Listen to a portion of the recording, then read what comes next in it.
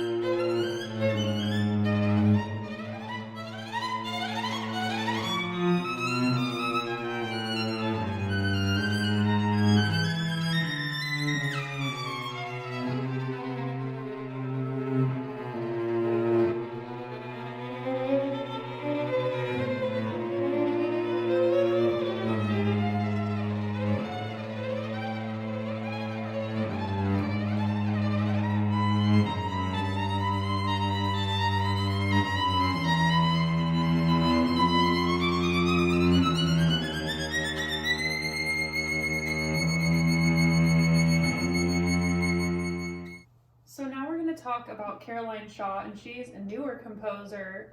The piece that we're talking about is actually, it was composed around 2009 to 2011, so very recent. And she was born in Greenville, North Carolina. She is an American native, which is awesome. And she actually began playing violin at 2 years old. I'm not sure how you figure out that your child can play violin at the age of 2.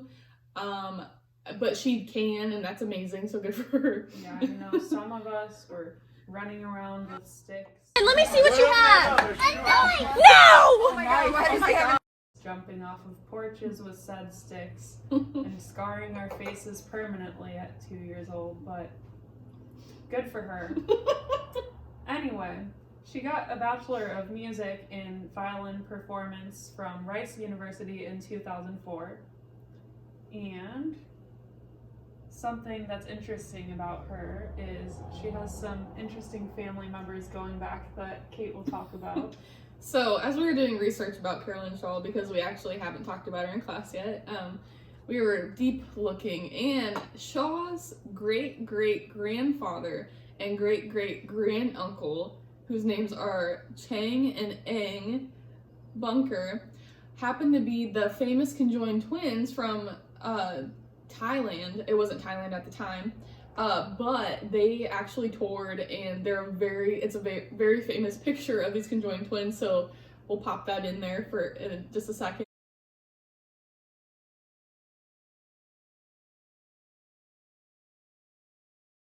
But that was really interesting because I had no clue that they still had living relatives, but I guess they would.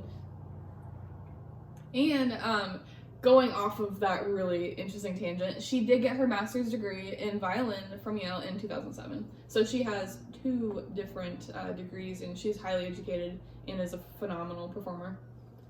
And we're going to be talking about her partita for 8 voices today. She was actually the youngest recipient ever for a Pulitzer Prize for this piece. She got it at age 30, so that's pretty amazing.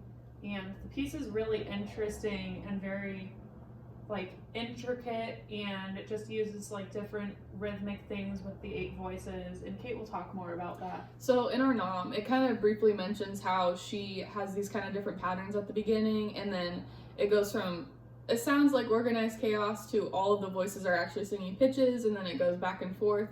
And it also incorporates a Twitter hashtag in this piece, so that's how we know we're actually in the 21st century.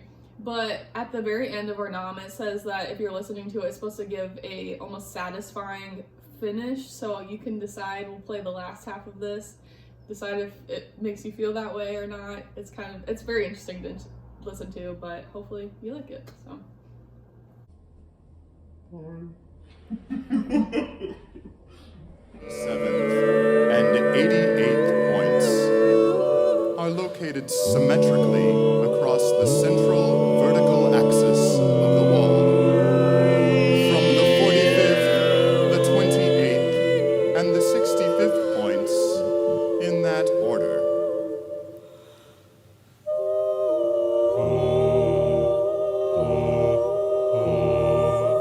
The 89th point is located halfway between the midpoint. The 65th point is located where 2 lines would cross if one were drawn from the 78th point to the lower right-hand corner, and a second line were drawn from the 74th point to the point halfway between the midpoint of the right side and the lower right-hand corner. The 65th point is located where 2 lines would cross if one were drawn from the 78th point to the lower right-hand corner, and the second line were drawn from the 74th point halfway between the midpoint of the right side and the lower right-hand corner.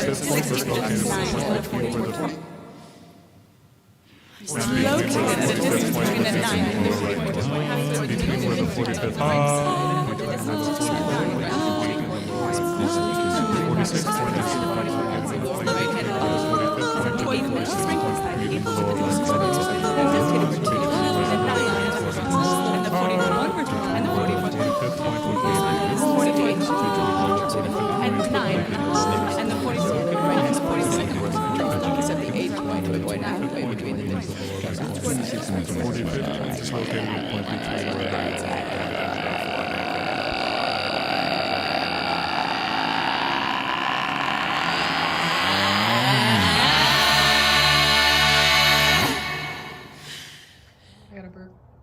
This is all we have for you.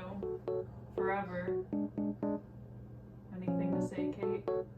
Good luck.